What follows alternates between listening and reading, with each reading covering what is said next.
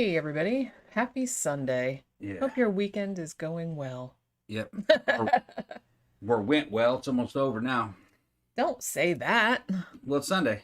I know, but you still got like several hours. Yeah. Don't make it seem like, oh, the weekend's over Yeah, already. You still got some. Every day is like Sunday. I remember when Sunday meant something. Now it doesn't mean anything to me. It's just another day.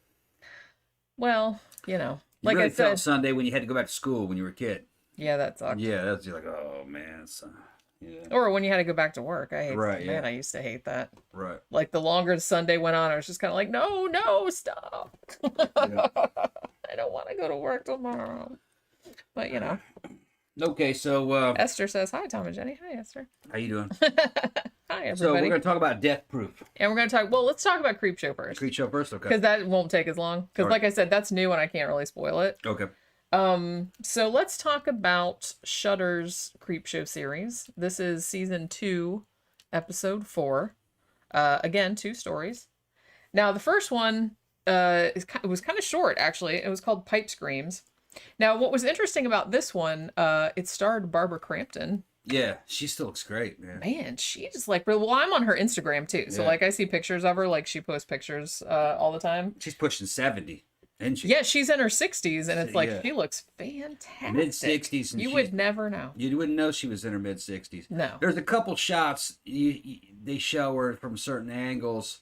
Well, I mean, you can and tell you she's can not see, 20, yeah, but but mostly she hasn't changed that much. not really. Yeah, she not looks in the face pretty much or the the same body. as she looked way back in the Reanimator days. Yeah, But yeah, it looks like even her figure kind of held up from the clothes. It's hard to tell, but because man, she had a smoking body, fucking when she was young. And they would show it off too, like fucking From Beyond. That was a good one. yeah, that was a good movie. And We were she's had some work. She's had a little bit of work done on her Well, face. yeah, but, you would think. probably hormone therapy, but shit, she's fucking looks great. I mean, if your teeth fall out, you put teeth back in. You wear false teeth, same thing. You say that all the time. That's my fucking motto. Well, we don't know if we have new people joining the show all the time. If your teeth fall out, just put teeth back in. Yeah. So, but no, she looks great in there. It was a pretty good little episode. This one was funny because she was actually, she usually plays good guys, but in this one she played like the villain. Yeah, she plays a bit. And she seemed to be really having a good, I mean, she played like the quintessential Karen, right? She was just kind of like, she had the fucking, the kind of mom, can I see your manager hair? And she had like a fucking thing of Chardonnay and like fucking shit. She plays the evil landlord, or not? Yeah, she's like a slumlord. She's not really a landlord, is she? I think she's just a super. Well, she owns the building because Okay. she says in there that she owns some of the buildings. Okay. So I guess like she's kind of a slumlord. She owns all these tenement buildings, fucked up buildings, yeah. And she's super wealthy, but she doesn't want to like pay any money to fix anything. Yeah, cheapskate. Yeah. So she's so she calls a plumber because all the pipes are backed up and she finally can't take any of the complaints anymore. And she makes like a lot of really kind of nasty comments about, all these foreigners that live in the building and their hair is weird and they're all like clogging the pipes up or whatever. Yeah. So she calls this the plumber, whose name is Linus, and he comes there and he goes down in the basement and sees this building is so fucking old that it has lead pipes, and he's like, hey, these are not legal anymore, like I'm gonna have to pull all this shit out and put copper pipes in. And she's like, fuck that, I'm not paying for all that kind of money. Yeah. And then as it goes on, you discover that there is indeed something in the pipes, and it ain't rats. No, it's a hairball monster. I think they called the monster Cloggy. Yeah. I think that's what they nicknamed it. Like not on the show, but on the. I mean. Yeah. I have to say the effects on the Cloggy monster were really good. Yeah, they're practical effects. It's kind of like the Blob.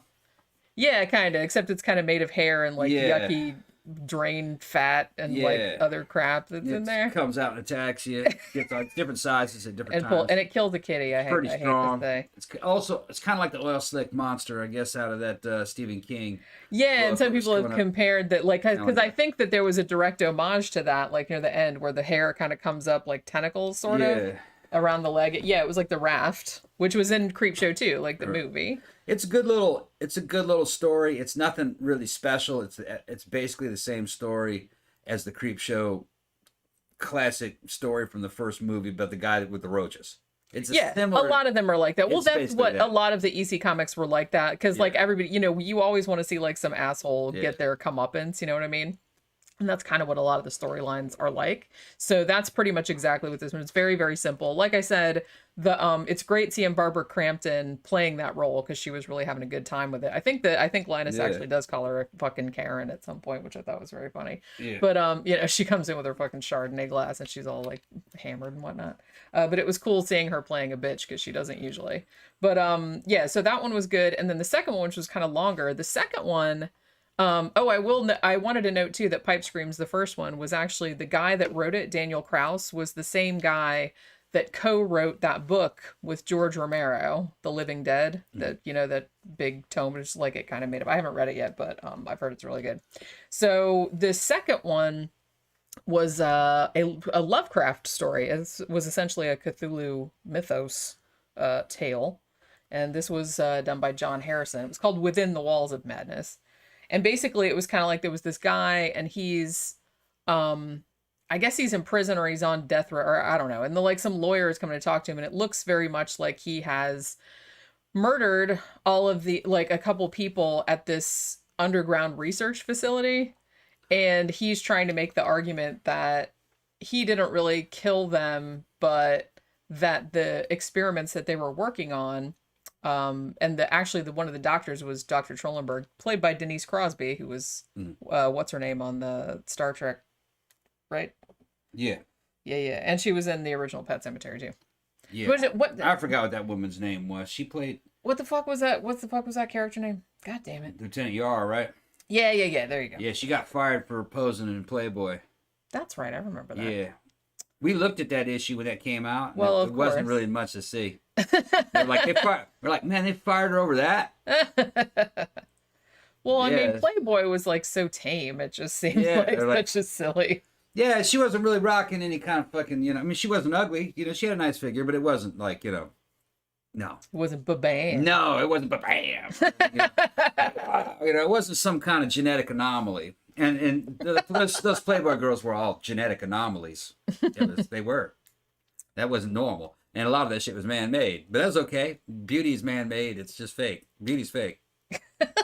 Natural beauty is not wiping your ass. That's not beautiful. There's nothing beautiful about not wiping your ass. No. There's another quote for a shirt. Nothing beautiful about being natural. About not wiping your ass. Nothing beautiful about being natural. Just go to a developing country where they don't have running water and shit. And go look for that natural beauty. You'll find it. Be like, get me out of here. Well, you know, Mango said Barbara Crampton was looking hot in this episode. Yes, she was. She's looking hot all the time. Yeah. But yeah, so some people are holding out, man. They hold out. They're fucking looking good over the years. It's not like it was. Yeah, and like I said, her especially, because I'm on her Instagram, so sometimes like I see like when she posts pictures like from various things, and I'm just like, holy crap, she looks really good. It just doesn't come easy though. It takes money. You have money to do and work and surgery and technology. It's not free, but you're gonna have to pay to look good.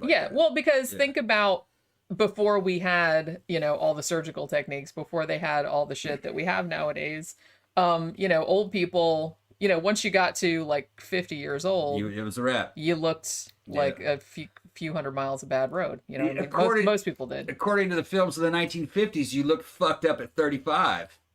So, you know what? Sometimes I see some of those old movies, like from the 40s and 50s, and if you asked me to guess like how old that actor was, like when they were playing that part, I'd be like, I don't know, 45, 50, something like that. And then 30. You find out they're like 28 or something like that. I'm like, oh my goodness. Hard living, bad food, bad diet. I guess. Oh my god. People don't realize what they ate in the 50s and the 40s and the 30s. It was pretty bad, man. Bunch of crap. That's what. Fucking canned food that had no nutrition. Every bit of nutrition was fucking sucked out of it. Out of that shit. Well, yeah. I mean, shit. I got a little bit of the tail end of that because, particularly in the South, I feel like they still ate like that. There's like, let's boil the shit out of every single vegetable so there's no vitamins left in there. And let's throw that broth out. Yeah. We don't want that fucking vegetable water. That's just crap. Who needs that? Yeah. Who needs vitamins? What she's talking about is that when we were little kids, the way your grandmother and shit cooked and kind of the way your parents cooked because they learned it from her. That was all Depression era. Mm-hmm. Depression era. Thank you, Gadgy. Thank you very much. And the South was always in the fucking Great Depression. The South was in the Great Depression in the 1850s with the war. So it was always, in a certain way, fucking kind of, it was kind of rough living in certain ways. If you had your own farm, you ate well. But most people didn't have time for that. You know what I mean? Unless you were out in the middle of nowhere. You had people that worked in towns didn't have time to farm, so they ate canned food. And not much nutrition. Nope, not at all. When White Castle and McDonald's showed up, that was considered healthy eating. Oh man, that's good shit, man. Yeah, right. Yeah. Healthy fast food. Yeah. I mean, you can eat fast food sometimes, as long as you don't eat it like every day, 3 times a day. It's not going to kill you, but it's like. Well, in the modern era, it's healthy. It's better. Honestly, I think it's probably better now. It's much better. I think the problem with a lot of food nowadays is more the portion size rather than what is in it. All them damn French fries, all that deep fried food. Well, and if you go to a restaurant in the U.S., and I even had people like, from Europe, like comment on this if they came over here, they're like, the food's good, but it's like they give you enough for like 3 people. Sometimes it's like, we can't eat all that. But, I can't eat all that, and I'm like from here. So a lot of times you kind of take half. Did you read that super chat? I said, well, okay, so, thank you, Gadgy. All sorted. He was having some thing with his card or whatever. Oh, okay. Actual happy today, pedaled like a mofo. Think this will cover what I've missed. Thank you so much. That is so awesome. Man. But yeah, so going what? I was gonna say something about the fast food today. Okay. You can live. There's bodybuilders that tried it for months. You can actually build a good body with fast food. Well, it depends on what you get. It depends on what you get. Stay away from them fucking French fries and stay away from those carbonated drinks. Because here in the United States, that's all corn syrup. And corn syrup will just put fat on you. Bad I mean, some of the stuff they have there isn't really all that bad. No. The sandwiches and everything, it's fine. And just drink water. Some of them have salads with salads, shit in them and shit like that, And you want to stay away from the French fries. It's just carbs. And it's, fried. And not real good for you. You can eat some, but just a little bit. You don't want a bunch of that. Yeah. But yeah, so what was I saying? So the second story on the Creepshow thing was essentially a Cthulhu story, because he's making the argument that I didn't kill these people exactly. It's just that Dr. Trollenberg, played by Denise Crosby, as we were talking about before from Star Trek, that she had summoned Cthulhu with this weird. It was like a weird, like, living whistle type of thing. Yeah. Like, it was really cool looking. Then, like, you blew on it and it summoned in. Cthulhu's like, hey, what's up? And would, like, come in through the walls and then would, like, grab people with the tentacles and take them to the hoary netherworld or whatever. So yeah, this was actually good. If you like, Lovecraftian shit, this was a pretty good Lovecraftian adaptation. Some good gore in this one. The Cthulhu looked a little bit cheesy, but, what are you going to do?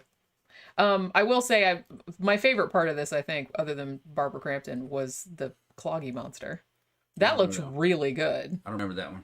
The monster with the came out of that came out of the drain. Yeah. I mean, I call it the hairball monster. The hairball monster, yeah. It looked really, really good. Yeah. And it pulled, the skin off like the dude's hand and shit like that. So it was like really good. The gore in that was really good. But this was actually a pretty solid episode, I thought. Both the stories were good. I think I slightly preferred the first one, but the second one was good too. So far, this series is, I would say, worthy to own on Blu-ray or DVD. If Definitely. Came out and tried to sell it, it'd be good to own it.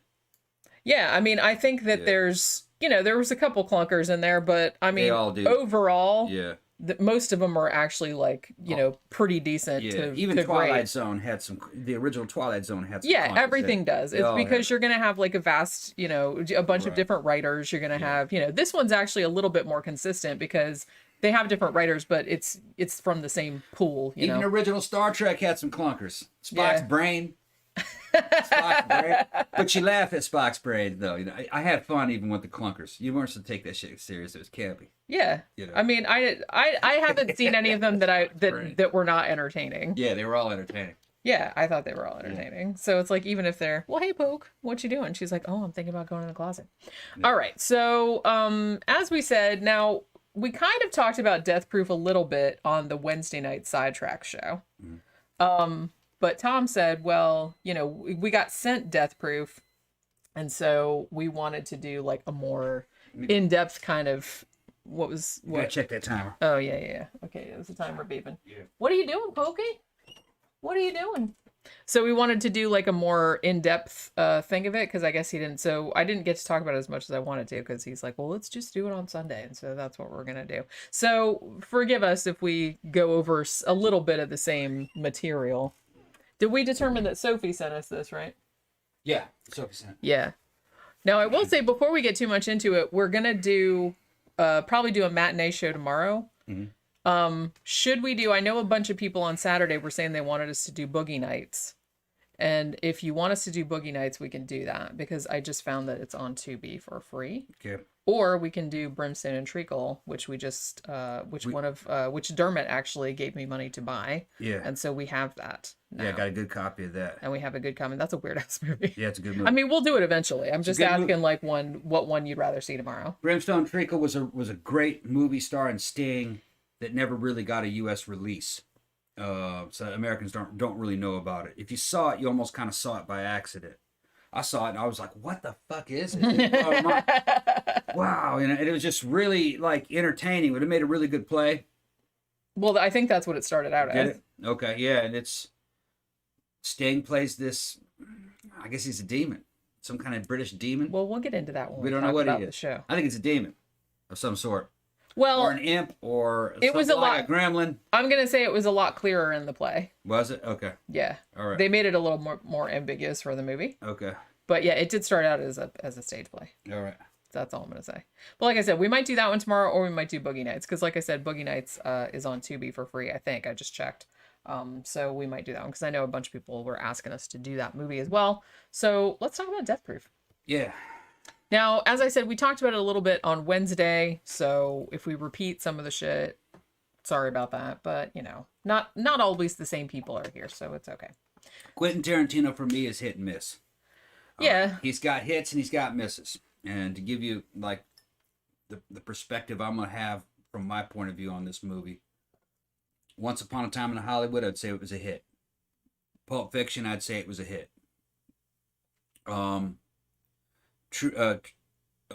What's it? Reservoir Dogs. I like that one. Pulp Fiction was okay. This one was up there with that one. Death Proof, I would say, was probably like I'm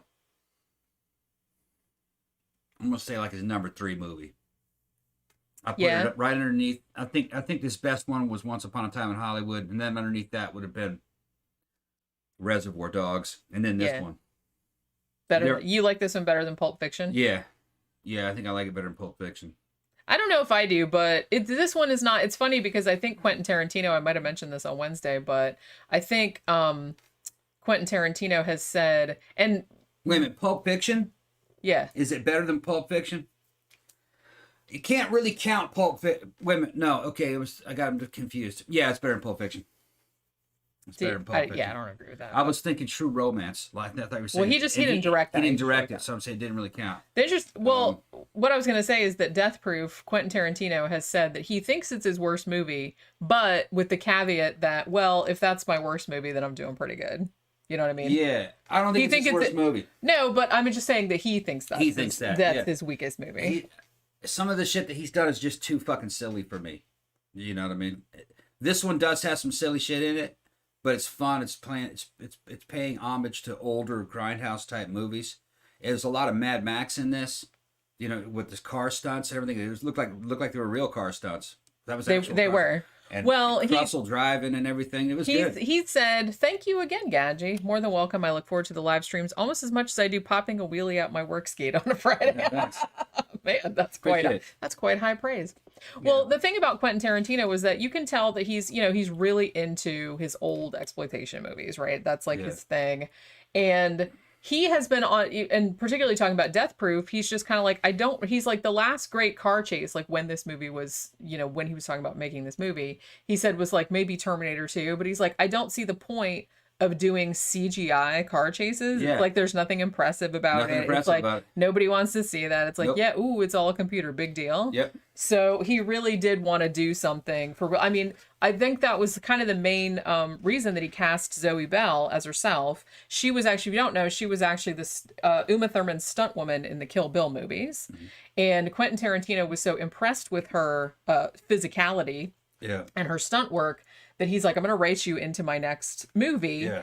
And she didn't apparently realize that she was kind of one of the main characters. She thought she was going to be like a half-assed, like, or like a real small role. Yeah. She's like, the story goes that she didn't know that it was like such a major role until she saw her name like on the poster, like on the top of the poster. And she's like, oh my God, I thought it was just like some minor kind of bullshit. I have to say that her riding on the fucking front of that car, the ship's mast thing, when, you know, Kurt Russell's driving into the like the side of the car and she's like fucking hanging on by the thing, that's some amazing shit right there. Yeah. I mean, she did some amazing like stunt work on this. Yeah, the movie is like it's not a perfect movie, but the movie does have a certain purity to it. It's not really trying to be something that it isn't. I think I could have cut a good half hour of fucking nonsensical bullshit. Ironically, the version that's on here is the director's cut, which is 27 minutes longer. Okay, well there you go. Than what was in the theaters, because I saw Grindhouse in the theater. So when it came out, it was just kind of like, obviously the first half was Robert Rodriguez, and that was Planet Terror. And then there were all those fake trailers. Like I said, subsequently, some of those fake trailers became real movies, like Machete and which I have never seen. And Hobo with the Shotgun. I want to see those now. Yeah, there was one that was like a Thanksgiving one too that I thought was really funny, but I can't remember the name of it. But I gotta find those because those fucking trailers were hilarious. But I love the way, and so Death Proof was the second one, but it was a half hour shorter when they showed it in the theater. So you know the scene where Butterfly gives Kurt Russell the lap dance? Yeah. That wasn't in the theatrical cut. You know what he did? It's like he took that part out because I guess they thought it was too long or whatever. And they just put like a scene missing card in there. Like, you know how they had like back in the old movies where shit would get cut out and it would say like scene missing. And they put that in there where the would have been. But it's been restored now. I just said about a half hour to take out. It's funny that that's 27 minutes. That's what, the theatrical cut was. Which is probably about right. And I bet you they cut out a lot of that fucking just obvious fucking Tarantino fucking foot fetish stuff. I get fucking sick. I want to see there's a lot of feet in this. I want to see some chicks fucking stinky ass fucking feet. You know, I don't give a fuck. I mean, no, he's turned on by that. He thinks that's real fucking sexy. It's just fucking feet, dude. And they walk around on them, and there's fucking dirt on the bottom of them. They walk around fucking barefoot and shit. I'm not into that crap. All right? Yeah, okay. As far as feet goes, she does have arches. She does have arched fucking foot. And it is kind of a long. A little only painted babies toenails. have cute feet. And Yeah, somebody said that on the Wednesday stream. Stop that shit, man. Average woman got a fucking foot look like a damn leather shoe. Hey, they're his boobies. He can put whatever he wants to in there. You can take it or leave it. That shit, man. It doesn't really bother me all that much. It's got on me because I know what he's thinking. It's funny to me because, you know. I know what he's thinking, and it ain't working on me.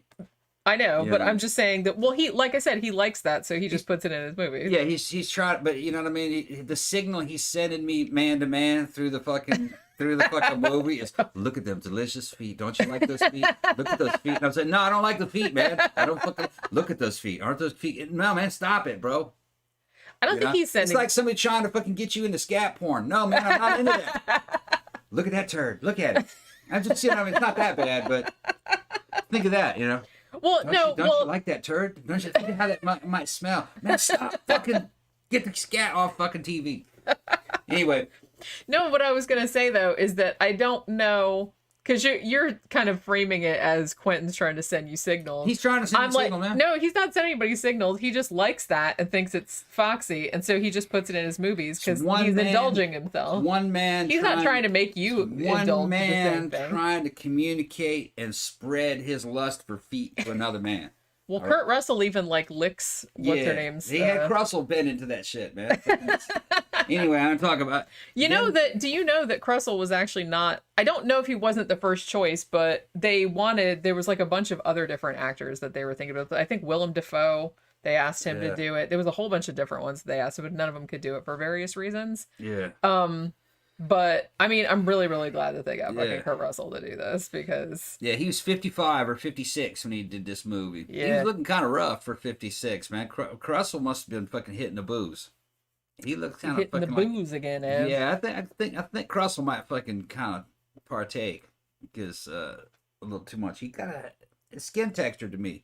Well, did they kind of rough him up for this movie though? Maybe they did. I don't know. Because he's supposed to be a stuntman. He's stuntman Mike. I mean, they put like the big scar on his face that he said he got shaving. But so the foot fetish thing kind of wasn't good. I think that added a little bit, maybe all right. Yeah, okay. I'm not gonna get into it. You sure are going on a lot about feet for somebody who doesn't like feet. The second thing that he does, and it's not just this movie, it's all of his shit, is useless dialogue. But he likes it. His movies are very ambling. Yeah. And a lot of times that doesn't bother me because, a lot of times the characters are interesting and shit like that. I mean, Once Upon a Time in Hollywood was long. It was, and it was mostly like hanging out. But the thing is those were very interesting characters. Yeah. They were recreations of a lot of them of people who had actually lived. Yeah, yeah. Some of them, So and the acting was good. Okay. So you kind of believe it. You feel like you're hanging out with some famous dude from old-timey Hollywood, In this one, because it's supposed to be a low-budget Grindhouse movie, the acting is not good.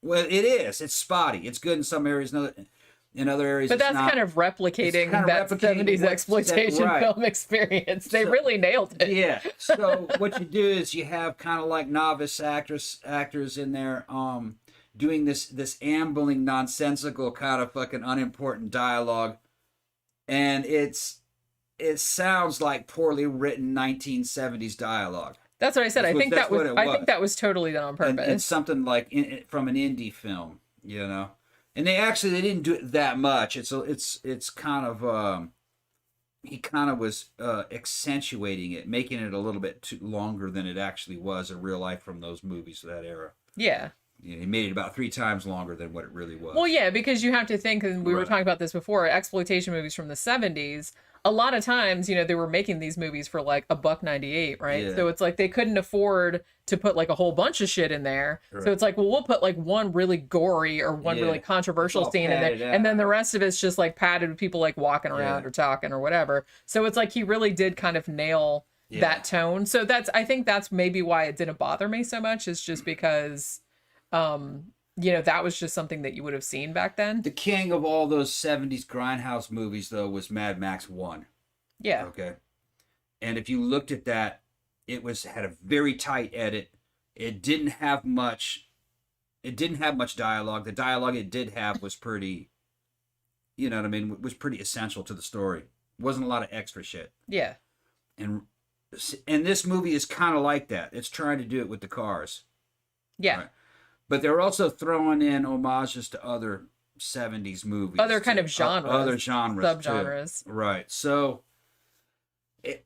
the dialogue to me felt a little bit unwieldy.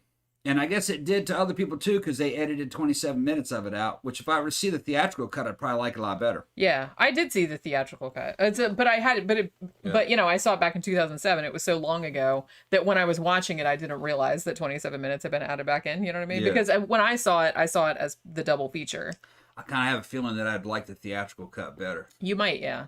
Because I know for certain that the lap dance sequence wasn't in the theatrical. Yeah, that really wasn't needed.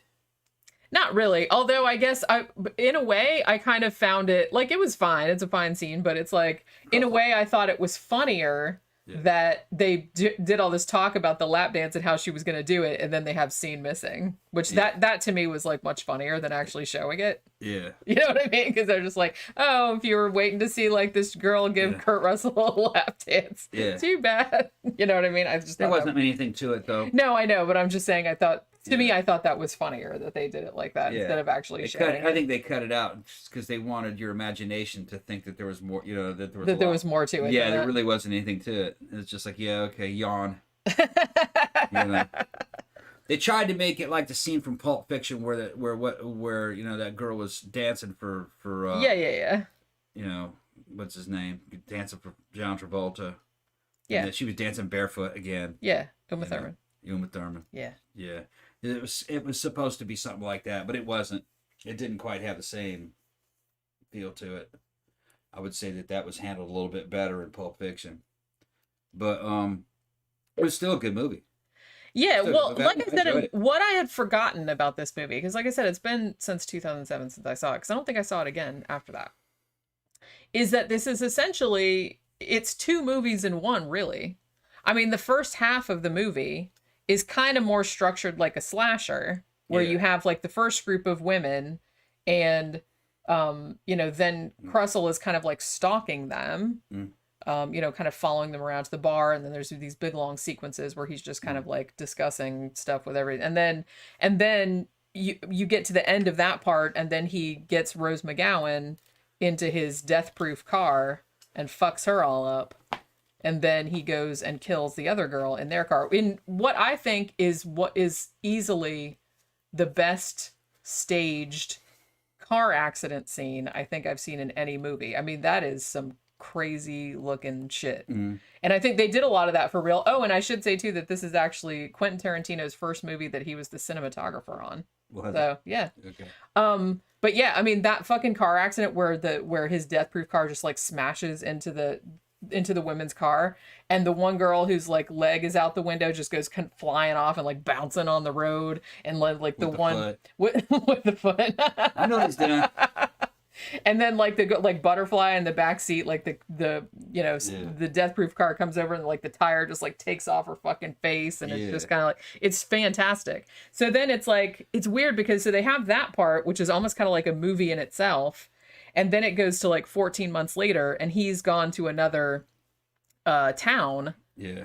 Even though the cops at the scene, because he kind of got hurt in the accident too, and they were just kind of like, well, we think that he killed them on purpose, but we can't prove it, so he just like took off and went to Tennessee or whatever, and then he gets starts following that other group of women. Yeah, and this guy, guess who's in that shit, man? Rosario Dawson.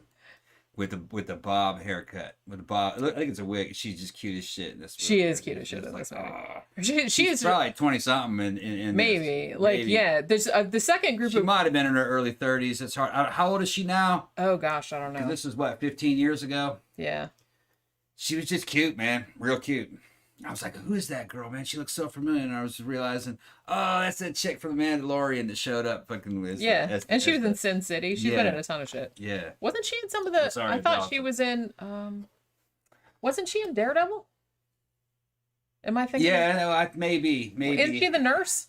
Right? Yeah, I haven't seen Daredevil I think she was. Tila pointed out the actress who lost the leg in that scene is the daughter of actor Sidney Poitier. That's right. Oh, really? And her name is also Sidney Poitier. So I imagine that was a little confusing. She's like, Dad, I got your mail again. But, you know what I mean? So the second group of women who actually, I like both halves of this. Like I said, the first half is kind of more like a grimy slasher movie where not a lot of slashing happens. It's just kind of mostly like hanging out in a bar. And then at the end, there's this horrific, car accident sequence. But the second half of it, which is weird because, like I said, it goes ahead like 14 months, and then you don't get, because for a little bit it's in kind of black and white or like kind of sepia tone, but then it goes into like just regular color, and it doesn't look as all aged. Yeah, as the first part did. We ran into a problem with this shit too. The movie to me was looking kind of funny. I said, I don't think this is right. This settings, and Jenny was like, "No, that's right." And I said, "Nah." Well, no, I couldn't decide. And then a little bit later, she goes, "No, I think we're on the wrong settings." And I went in there, and it wasn't motion smoothing. It was some kind of a setting I had on the television. I had to put it back to standard, and all of a sudden, the movie made a lot more sense. Yeah, it's like it looked too high definition. It looked too high definition. It almost looks like it. We had this the other day when we were watching. Shit, man, what movie we were watching? We were watching a movie the other day. We were watching Ed Wood. Yeah. And I was like, why does everything look like a cheap TV soap opera all of a sudden? Yeah, refresh rate was too high. And we had to go and it was like it was almost like too high definition, so it didn't even look like a movie anymore. It looks like lost all its cinematographic feel to it. Yeah, it looked like you were sitting in a room like watching it, like I said, or watching it like on a cheap TV. That happened with that Russell movie, The Soldier. That's right. I remember. If you watch it on motion smoothing with too much HD, it just looks like a live stage play on a really bad set.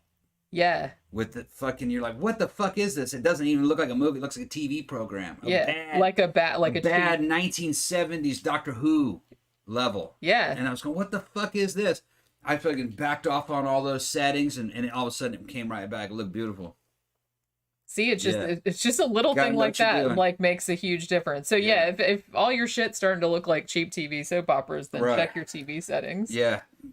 Take all those settings down to like the weakest settings. Well, you want like a standard setting, and I think there's a setting too on some on most TVs nowadays, like because some people want that super high definition, or if you're going to be watching a lot of live sports and stuff like that, where stuff is like really fast and you want it to be crisp and everything. Yeah. But you don't want that setting on for movies because it looks like ass. But yeah, so we had that happen with Death Proof when we were first watching it, because I was like, I know this is like supposed to look old, but I was like, it doesn't look old. It looks too, I don't know. It's kind of hard to explain like what it looked like, but it didn't look right. But then when we went in there and fixed it, it looked a lot better. So because I said it's supposed to look like a grimy 70s movie in the first part of it. But then in the second part, it's almost kind of like he was making a distinction between, the first part, which was kind of like a slasher movie, like a 70s slasher movie. It looked old and it had like scenes missing. I love, one of my favorite little touches is that at the beginning of it, before the title card comes on where it says Death Proof, before that it says Quentin Tarantino's Thunderbolt, like for a second, and then it cuts off, and then a little black card that says Death Proof on there, which, like I said, they used to retitle a lot of those movies back then. Louis says Rosario Dawson's 41 now, okay. So that was about 15 years ago. She was about 25, 26. Yeah. Boy, time flies. You'd be a young girl one day and fucking just, damn, all of a sudden you're old. Bat the next. Well, I'm telling you, girls, man, put out. let guys taste some of that. But next thing you know, it's just gonna. I don't know if that's such good advice for everybody. Don't listen to Tom's advice. No, listen to Tom's advice. Live a full life. Come here. This is what I have to put up with. This is what I have to put up with. All day and all night. And this morning you had to put up with that shit. And this morning and last night. Yeah. And I can't even we went to Mannequins last night. Yeah. And it's like I couldn't even like eat my food. He just kept like taking pictures of my butt and her ass was hanging out of the back of that shit. I took a picture of it. I put it. I didn't mean for this. I forgot. Put that shit up on. Put that shit up on Instagram. I forgot that those pants, because I was like, I was just kind of like, oh, I forgot I had these pants, and then I was like, oh, the reason that I put them away and didn't wear them was because every time you walk, they kind of like slide down because they're a little bit too big, and they don't. They don't. Drunk, you didn't care though. That's true. Well, I just got sick of like tugging on them because, like I said, I had fake nails on, so it was hard for me to like keep tugging my pants up. So after all, I was just like, fuck it, as long as my like ass crack. That's how a chick in her 20s would have wore that shit. Just let the shit fucking come down. Yeah, but I'm an old bat. Because it's in your mind. I can't get away with that. It's in your mind. Yeah, you can. You can. Tila says, "Poor Jenny." Yeah. The worst. Will was looking. He's like, yeah. I know. He had his girlfriend is she's in the Army Reserves, right? Yeah, he's streaming her. And he streams her when he goes out. Yeah, she's like, with him, so she can go too. She's watching his because she's at the barracks or whatever, and she can't like go out. So he like brings her along. Yeah. Like I think that's so funny that he does that, and he's like talking to her the whole time because we all three of us went to Chantel's after and got some. I got a picture. I got a video. Got some catfish. I got a video of that. But I think unless I threw it out. Well, what? Yeah, I think. Well, you deleted it because he told me we were outside. No, I got it still. Oh, okay. We were out front, and he's like, "Take a video of me and Will." Okay. And I was like, "Man, you look super drunk." It's I'm loaded. It was so funny. And Will's with me. And we're out in the middle of the fucking street, and I can barely fucking look. Hold on. I'm gonna turn the volume up so you guys can hear what we're saying. I don't even remember what you were saying. I don't remember. I probably wasn't saying anything. Hold on.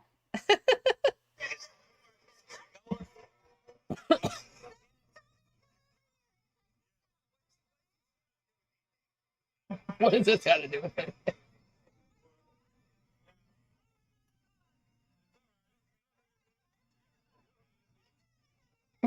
Rocky look. What? That's there. He's got his girlfriend streaming around his neck. Yeah, it's like a little.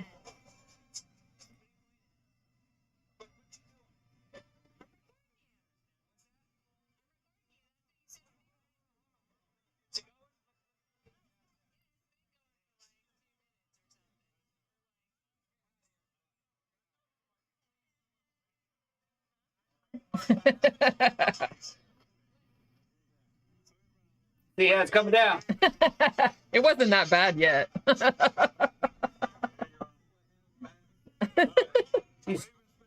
Yeah, see, that's his girlfriend. That's so funny. That is so funny.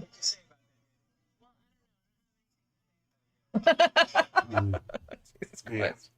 Yeah, that was last night. We had a good time though. Shut Hopefully that place down, man. we did, yeah. Yeah. It wasn't, they had a street party going on there for a while, and then they cleared them out. Just till 11. Till 11, they Then cleared all them out. left. So, yeah. And then we went to Chantel's. Talking to the guy about movies, trying to get him to see Willy's Wonderland. Yeah, the DJ from over there. Yeah.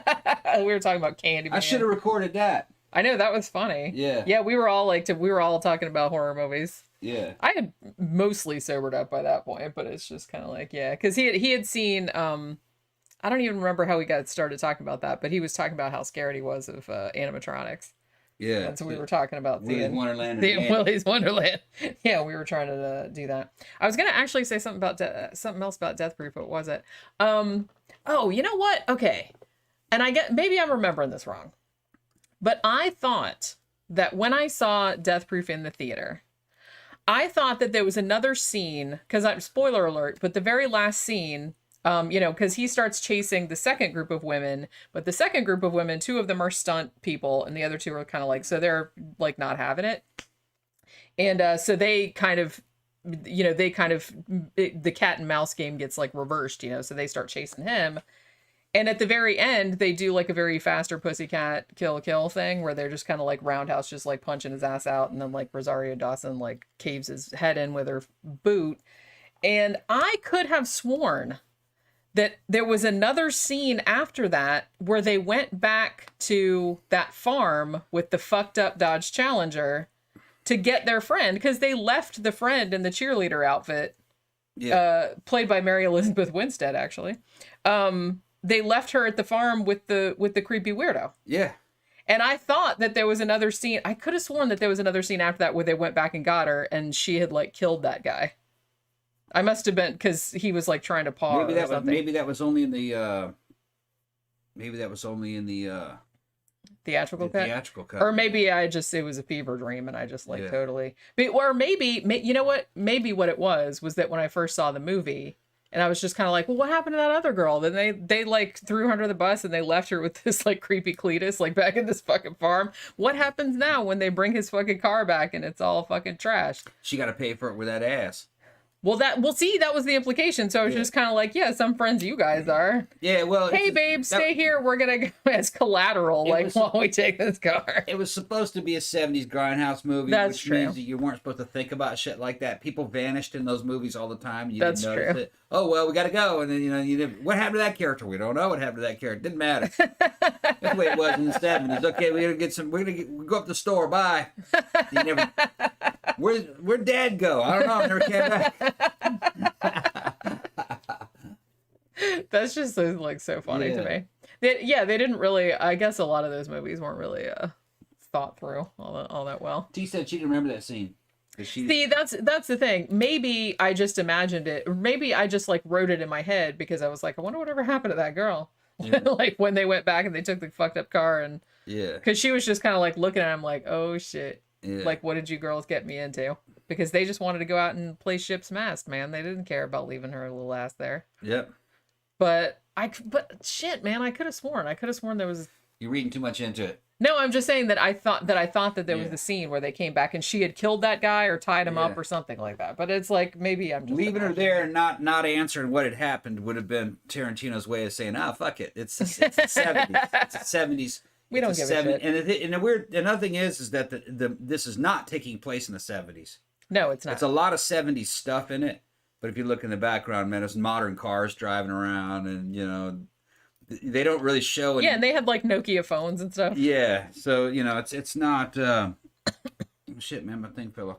It's not. Your it's not thing fell off. No, that's I'm talking about the little pad for my glasses. Oh, I was gonna say, yeah, you better I keep losing that shit. because if people No, are just are just listening to the audio podcast and they'll be like, oh, his thing fell off. What? Yeah, these are aftermarket ones I got off of fucking Amazon, and they plug in, but they'll also come right back out. Those little rubber pads. Yeah, I gotcha. They're not the best ones. You need to get some other ones. Well, as long as you can kind of see. Yeah. I mean, I just buy these fucking things at Walgreens. Yeah. Although, honestly, I think I got these ones on Amazon. It was like a 5-pack for like $10 or something. Because I lose them all the time. All in all, I think this is one of Tarantino's better movies. He thinks it's his worst one. I think he's tripping. His tastes are really not to my taste. Like Inglourious Bastards, I thought this shit was fucking silly. The Kill Bill 1 and 2, I just thought that shit was really silly. Oh, I liked the Kill Bill movies. I saw those in the theater as well. I didn't like them. Did you? Some of them. I haven't seen Django Unchained yet, and I haven't seen. No, I did see The Hateful Eight. I liked that one. Yeah, Hateful Eight was okay. I liked Hateful Eight. That's pretty good. It's kind of like a Western version of fucking Reservoir Dogs in a certain way. Yeah. That could have also been a play. I mean, he definitely has his proclivities. But like I said, all filmmakers do, I guess. Yeah. He has his things that he does. I forgot about The Hateful Eight. I need to watch that one again. Yeah, I watched it. Good. I think it was on El Rey Network like maybe a year or something ago when I watched it. And I remember being like... Because I remember the first time I watched it, it didn't really make much of an impression. But I think the second time I watched it, I liked it much better. Yeah. Because I was paying more attention to it, I guess. Still got to say that to this day, his best one is still... fucking Once Upon a Time in Hollywood. That's my favorite one. I loved that movie. I liked the tone of that movie, the writing. It had a lot of dialogue on it, but it wasn't useless chatter. It was high quality dialogue. I liked it. It was just good. And he's fucking with you. You know that this is about the Sharon Tate murders, and they already showed the family, and and then they never did show Charles Manson, did they? They never showed him. Yeah. They showed him come out of that house. Well, he went up to the house. Yeah, they showed him coming out of that house. Like looking for, because remember I said he had gone to that house before, like looking for that guy that used to live there. But I don't remember them ever showing him at the ranch. I think he was out of town, wasn't he? It wasn't just Squeaky doing all of it. Mostly, Charles Manson was in it a little bit. Yeah, he walking out of Sharon Tate's house. Yeah. And that's the only time you see him. He talks a little bit. Yeah, maybe. No, shit. Now I'm going to have to remember. Yeah, he talks a little bit. I could have sworn he was at the spot. He shows up and talks to him, and then, hey, how you doing? And he's like, oh, nice guy, and then he leaves. I don't think they ever show him at the ranch. Maybe they didn't. I think they said he was out of town or something. He's out of town on a business trip. Look at Charles Manson. He might have been hiding out. Yeah. I don't remember them, because it was the girl that was running everything. Yeah, that's true. And, it wasn't the night of the murder that the stuntman ended up at the ranch. Yeah. It was before. And I don't think he was there. Because remember, wasn't it Squeaky? One that was looking out the window, calling all the shots. I think so, yeah. And that was about it. It was a good movie, though. Louis says Jackie Brown is one of my favorite movies. I haven't seen that in years and years. I saw it and it was really good, but I really need to see it again because it's been such a long time. Yeah. That's one of his... It might be good. Yeah. Well, it's interesting because it seems like Jackie Brown and Death Proof or Grindhouse were the two of his movies that did the least amount of business. And interestingly, because they were both based on exploitation films. You know what I mean? Because Jackie Brown was kind of like his homage to like blaxploitation movies. Yeah. And Death Proof was kind of his homage to slasher movies, muscle car movies, shit like that, like from the 70s. And I don't know, I just think that's really interesting that he made two movies like homaging that particular genre, and those were the ones that did the least amount of business. Maybe people don't want to see that. But to me, I mean, I don't know. If anybody that knows me knows how much I love when the medium fits thematically in with whatever it is that you're doing. So I really, really love the fact that him and Robert Rodriguez said, we're going to make we're going to do like an experience that's just like if you went to a Grindhouse theater in the 70s and saw a double feature and all these fucking trailers. And then they took all of that time to make it look like it came out back then. And they went to all the trouble to make all the fake trailers. They aged the shit. They, like I said, they had funny little, details, like the title card switch out, like the scene missing kind of shit. Like sometimes the audio went out of sync, like all this other, the color would fuck up for a second. And it's just like, it was just such a great, I don't know. I just really, really liked the whole, and the fact that they went that far to like fit in with the theme. I love that. Yeah, I mean, I liked it just because it did have that 70s tone, car murder type thing, like Death Race 2000 and Mad Max. Yeah, Tila, I think, just mentioned Death Race 2000, yeah. Kind of had that. And they even mentioned some other movies from that genre, like Gone in 60 Seconds, and it was, so and it kind of had an all-American motif to it. Even though Mad Max wasn't an American movie, it was still part of the American zeitgeist at that time. That was actually one of the best ones, and it wasn't even American. But the only thing was wrong with Mad Max and fucking Beyond and what was it, Mad Max 2, what they call it, Road Warrior. Yeah, they were fucking dubbed for some stupid ass reason. See, I'm against dubbing. Yeah, I'll give it a pass in giallo movies, okay? Yeah. But because that's just what they did. But other than that, just knock it off. Knock it off. First time I saw Mad Max in the original Australian dub, I was like, oh yeah, okay. It's so much better. The movie became so much more upscale. I mean, that's how it should have been released in the U.S. And that movie would have gone a lot further with the original Australian dub, because the American dub fucking sucked. Most dubs suck. It made I don't think I've ever seen terrible. I don't think I've ever seen a good English dub. They did that shit because of fucking studios and contractual shit. Oh well, if it's gonna be imported in here, then that means we got to work on it. We want our cut too. Well, they didn't want audiences thinking it was foreign. I think is kind of what it is. Looking back on what they were saying in the movies they did that to, I think that was bullshit. I think that was a lie that they would tell people so they could get work doing voice acting work on it and put their so the studios could put their stamp on it and make their fucking money. That's all it was. That's what I think. They didn't want to release it in its original form. I mean, because they couldn't get any money out of that. You know what I'm talking about? The thing about it is that, I mean, if you can't understand, like if the movie's British or Australian or whatever, and I know like some Americans are like, oh, I can't understand, the accents. Well, just turn the fucking, turn the closed captioning on. That's what I do because I'm fucking deaf. Yeah, I can understand if it's a Chinese movie, you're going to want to dub it. I don't even like that. I would rather read the subtitle. It sucks too, but those were basically for kids.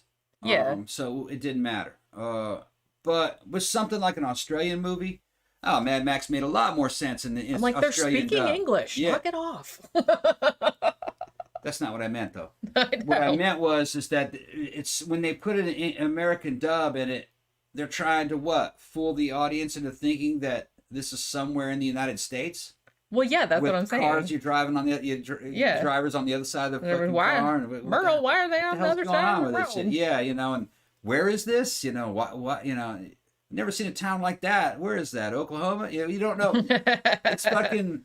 It made a lot more sense when you had that Australian flair to it, and then you go, oh, of course, this isn't happening here. This is happening in another country. In the land down under. Yeah, and then all of a sudden it just you let the movie have its damn identity, Yeah. It had an ethnic identity, and it made a lot more sense with its ethnic identity in place. Well, what was that one movie that we did? I think it was might have been a Chinese movie. Yeah, was that like that sci-fi movie? And remember, we first started watching it, and it was dubbed into English, and we were like, "This is really not that good." But then when we switched over to the original Chinese the sci-fi movie, yeah, that was a good movie. And then it was like I was like, oh, it's like immediately like 200% better. Because you're actually hearing the people's actual voices. What was the name of that movie? Second Earth or something? Earth 2 or... God damn it. Wandering Earth. Wandering Earth? I think it was the Wandering Earth, right? Because wasn't the whole premise of the movie that the Earth was like wandering around and it was like getting super cold or whatever? Yeah. The Earth... I think it was called the Wandering Earth. The Earth had been thrown out of its orbit. Yeah, that's right. And it was all freezing solid. I just remember And- how stark the difference was because we first started watching it because it came up automatically with the English dub, and we were watching it. I was like, "This isn't really that good." It's like, do we really have to watch it like dubbed in English? Because I can't stand that. I just thought that was the way that they were presenting it because for whatever reason, I don't know if there's some setting you can change probably on Netflix. We changed it, and then it immediately got like way better. It looked real upscale once you put it in Chinese, and it felt a lot better. And I don't remember exactly what happened. But were they going to steer the Earth? They were going to steer the planet towards another planet, or were they going to leave on ships? I forgot. Weren't they going to live? Something like that. They were going to live underground or something. I can't remember exactly how. Yeah, I think some of them were living underground, but then some of them had plans to yeah, leave. It's been a while since I've seen it. Yeah, and Tila said what they did with the movie Marianne on Netflix. Yeah, that dubbing was horrible. That's what I think. Yeah, see, that's what I thought too. It's like I don't mind them having the option, like if you want to watch the English dub. But I've very rarely seen anything where that was like a good thing. You know, if you want to have it as an option, that's fine. If people don't want to read subtitles, I get it. Yeah. But it's just, I don't know. It throws me out of the movie too much. Yeah. Like I said, I give an exception for giallo movies because I'm just like, that's just part of the whole genre at this point for me, just like the bad dubbing. But, you know. T said that, Tarantino is one of the best directors of all times. I'm gonna look at it this way. He's a notable director. You can tell it's his movie. You can tell. Yeah, he has a very distinctive style. And it's kind of like Tarantino is a brand. It's, you know what I mean? He's like a brand name. He's almost a character in the movies that he usually is a character in the movies that he's directing. Well, he was in Death Proof. He played like the bartender or the bar manager or whatever. But also, him as a director is a character. You can feel him directing that movie. Yeah. You know. But like I said, there's a lot to be said for that. And another thing too is like, you know, say what you want about Tarantino, and some people have said, oh, you know, he's just a hack, or he's just like makes homages to other genres. But the thing about it is that he's almost, as far as I know, he's like pretty self-taught, right? Yeah. It's just like he got his whole film making education from working in a video store and watching shit tons of movies. And you can tell every single movie he makes, you can tell he fucking loves making movies. He is super, super enthusiastic about it. He talked his way into those studios. Yeah. He was the kid that worked up in the damn, the video store. Right there next to fucking elementary school where we went to elementary school in Carter. Yeah. You know, Dominguez Elementary. You know, I left, but my friends who stayed there knew him. You know, they'd go and rent videos from him. He was just that dude. Yeah. And that crazy kid we went to school with. Yeah, the crazy kid. He was like super, super into movies. Yeah, he was real nerdy, kind of Aspergery. And he started hanging out with movie people because he could speak that lingo, knew everything about it, and he talked his way into those studios. And like I said, there's a lot to be admired for that. Is he a hack? Yeah. Yeah, he's a hack director. But he's a fucking great one. He made that a style. You know what I mean? Because he liked those kind of movies. He said, I'm going to take this hack director stuff and all this Grindhouse shit, I'm going to make that my style and elevate it in the way that a fucking good chef would take a fucking oxtail and elevate that into that's actually cuisine. That's like actually a good metaphor because that's what he's doing. And another thing that I think is great is that a lot of times he will bring to light some genres or some films that have been forgotten about. Yeah. And he'll kind of bring them to the public and make them popular again, which I think is really awesome. Yeah. Now, is he a Kubrick? No, he's not a Kubrick. That's not real. It's hard to compare them. They're two completely very different styles. Very different. Kubrick was about total immersion. You know, he was going to bring you a reality. You know, he was good. Every aspect of it was well thought out. Nothing really left a chance. And pretty much every Kubrick movie I've seen is like that. Nothing was left a chance. They're very controlled. Yeah.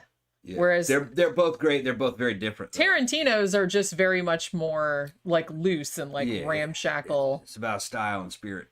Yeah. And like I said, I love the fact that he's just so fucking enthusiastic about making movies, about the movies that he loves. And he's like, and the fact that he's like, oh, I love exploitation movies so much. I love kung fu movies so much. I want to make one like that, but in my own fucking style. It's like, you know, that's awesome. Yeah, well, you could say he's success, that he's great, because you know who he is. Most directors, you don't know their names. Most directors, it's kind of a generic product in a big old fucking system that just pumps out a lot of crap every year.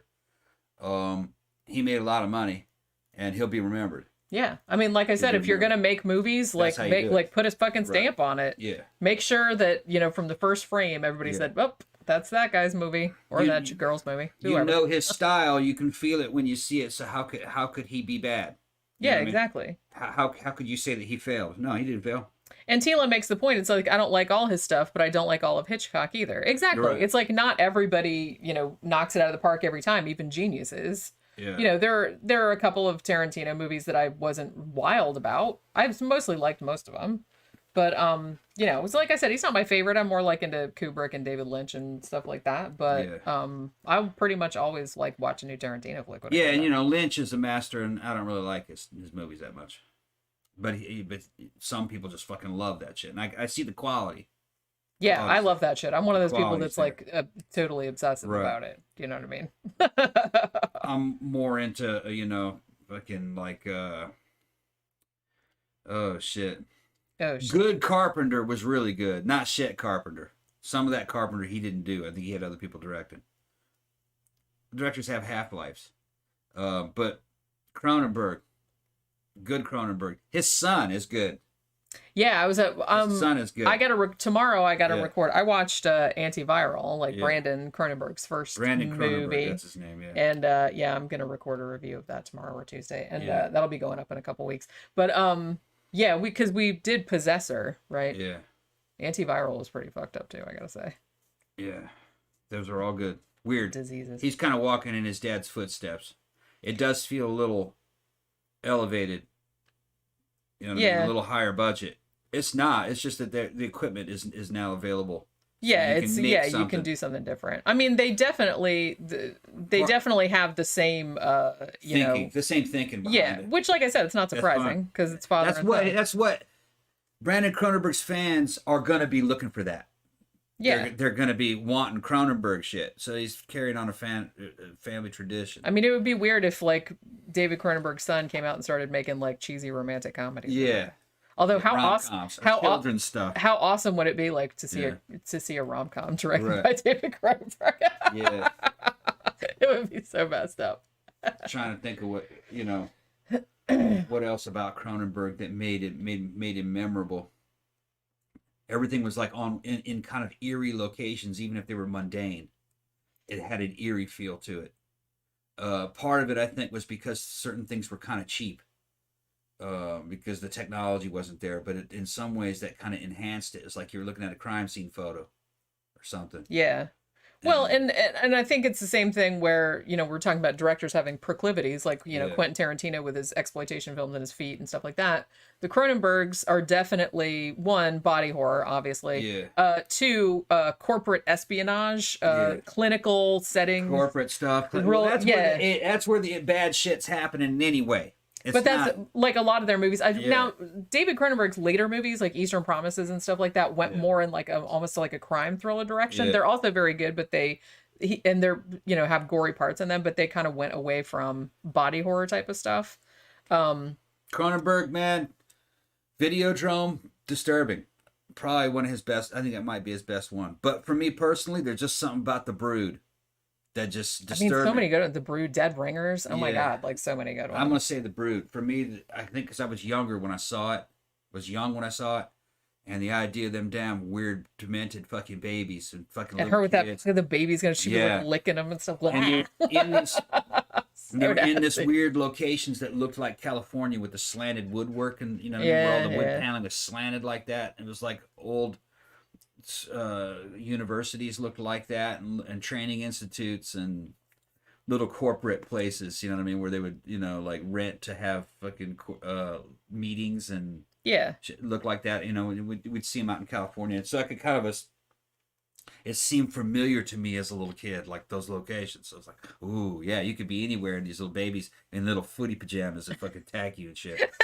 Fucking had the weird faces, you know what I mean? Because they were all kind of they were drones. They weren't male or female, and they were kind of like an ant colony, and kind of Down syndrome-y looking, and just, man, that was a scary movie when you were a kid. It was pretty scary. Because it was made for adults. Yeah. But, you know, shit, we watched everything, man. And, man, you didn't want to run into them little kids. They were about the same size as me back then. Yeah. Yeah, it fucking scared me. And Magda said, let's not forget The Fly. Easily one of the best remakes of all time, for sure. Yeah, I was grown by the time The Fly came out, though. That was 86 when that came out. It didn't impact me very much. Man, I love that More movie. like The Brood and fucking The Thing and fucking Videodrome and fucking, oh, man. Was Nightbreed Cronenberg. He was in it, but I don't know if he directed. Yeah, I don't think he directed that, did he? But he was in it too. He played the bad guy. Tila said Ari Aster is really good right now. I agree. He did Midsummer and Hereditary. I also like Ty West, but he's so unknown. I really, really liked House of the Devil. I think I've seen a couple of other Ty West movies. Somebody remind me what they are. But I remember House of the Devil being really good, and I watched that not too long ago. Yeah, that was Clive Barker. That's what I thought. Yeah, Clive Barker did Nightbreed. That was from his story. I just didn't know if he had directed it, because I knew he had directed some of his own shit. Clive Barker was real interesting when he first appeared. I got sick of him, though. Well, Clive Barker is another guy that kind of has his things. He gets his things, and he did it, yeah. But, everybody does, I guess. I think he did Rawhead Rex. He did, yeah. Yeah, and we liked it when it came out. I really wish somebody would remake that, but good. Right. That's what we were thinking. Because it's such a good idea. Right. It's such a good idea for a story. Well, we were watching it in Michigan, where, basically Irish American, descendants of Irish Americans or whatever. And so it's talking about back in the honky motherland, these monsters, and we could identify with it, and it did have enough to get you interested. A church with the fucking stained glass windows and the glowing eyes, and the secret room that ended somewhere else, and a fucking Catholic priest that was secretly a worshiper of fucking Rawhead Rex, and fucking then he comes out of the damn ground and baptizes the priest by pissing on him. He's going, "Yes, my Lord." We're like, what the fuck is this? The only problem, really, it would have been the problem with Rawhead Rex was the eyes on the fucking monster. Yeah, they were like googly. Big old googly eyes that didn't blink and they didn't move. So it was not animatronic enough. Had it been something maybe a little bit closer to Pumpkinhead, it would have been a lot better. Yeah, I mean, that movie, like I said, it's a great idea. It was just badly executed, that's all. I mean, it's entertaining because it's kind of awful. But it's just, I don't know. That seems like something that needs like a real disturbing remake. It needs a really good remake where the action scenes of fucking Rawhead tearing through them damn trailers and fucking killing them trailer park people in the honky motherland would be even better. Fourth Row Down says the monster looked like I built it. Yeah. That was the problem. Yeah, it wasn't that good looking. But, we were there. I was there at the time, hanging out with my friends at the time. We were very forgiving of these movies. We did not look at them with a critical eye like people do today. We knew that they were movies. We knew that they were cheap movies. We laughed at shit like that. But it didn't mean we didn't like it, or we didn't, or that we rejected it. We were like, yeah, that was a good show. Well, that's what I mean. I have, if I say a movie's bad, that doesn't mean that I didn't like it. It's just I have a lot of affection for bad movies because I kind of admire anybody that can get a movie made because it's kind of a pain in the ass. Yeah. So anybody that can do it and then they kind of fail, I'm just kind of like, well, you tried it. And like I said, as long as the movie entertains me, then it's not bad. Yeah. You know what I'm saying? It needs a remake. It does. That really seems like you know what? Hulu did a series called Books of Blood. It was like a mini series that was based on some of Clive Barker's short stories, and it wasn't bad. It was pretty. It had a really good idea. Yeah, really good ideas. Monster was not executed well. The murders that it committed weren't executed very well. It's just they didn't have the money. I mean, Clive Barker, he is so good at world building and at coming up with these just fucking crazy, like this crazy imagery, and it's really, really hard. It's easy to do in a book, but it's really, really hard to do it in a movie that it doesn't look stupid. I mean, I would love to see a movie of Weave World. That would be fantastic. They could do it nowadays with with CGI and stuff, but I just feel like a lot of his shit doesn't get across because his stuff is so complex. What I would have done now with Rawhead, first of all, he'd have looked badass. All right, he'd have been a totally believable looking fucking demonic warlord. Okay. And he would have come out and he would have had the ability to raise a whole army of followers. Yeah. That would have made a lot more sense. That he was going to reclaim his kingdom and that kingdom was going to damn take over the world. So you have to figure out how this is going to happen. People joining up and then people coming from the bowels of hell to fight this too. So you have to have like the armies of like undead or something like that. Yeah, I mean, You know what I if mean? you're gonna do a Clive Barker, you can't cheap out. No. Because his stuff tends to be epic. Yeah, it has to be some epic thing. You know? And basically, you know, the armies of the world are going to have to try to stop this fucking thing before it gets too big. Yeah. That's what you have to... It can't just be like some sort of pig-looking monster One dude just knocking stuff down. He's got some chains on him. over. Yeah, I used to be a warlord, but now I'm just a dude that's going to tear your trailer up. Because that's what he was doing. I knocked over your lamp, motherfucker. I knocked over your trailer. Fuck your airstream. Yeah. Yeah.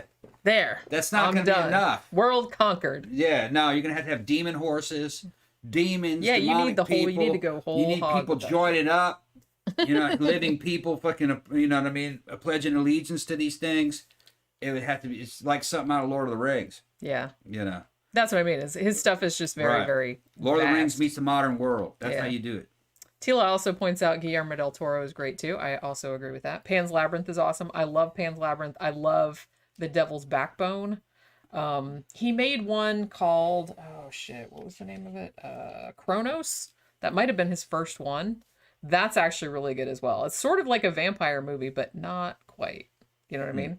That was also really good. But yeah, I've liked all of his shit. I really, really wanted to see his take on At the Mountains of Madness, but I guess that's never going to happen. What I would like also, and I've been saying this for years, is I would like a true remake of the Omega Man. Not, you know what I'm talking about? Yeah. The Charlton Heston Omega Man, with, you know what I mean, with the mutants and everything, the talking vampires. Yeah. I'd like a remake of that and a pandemic, because you know you have the whole pandemic theme and everything, and that'd be really cool. But it has to be done right. I still wish that somebody would make a faithful adaptation of the book. You know what I mean? Yeah. I guess The Last Man on Earth was... Last Man on Earth was actually a pretty good movie. Was fairly pretty good. close. I'd leave it that was like the that. closest one of the three that they've made. We need a remake of Charlton Heston's Omega Man. Yeah, they could do that. Yeah. Like I said, I'm not completely averse to remakes, especially if one had a lot of potential or it was a great idea, but it was poorly executed.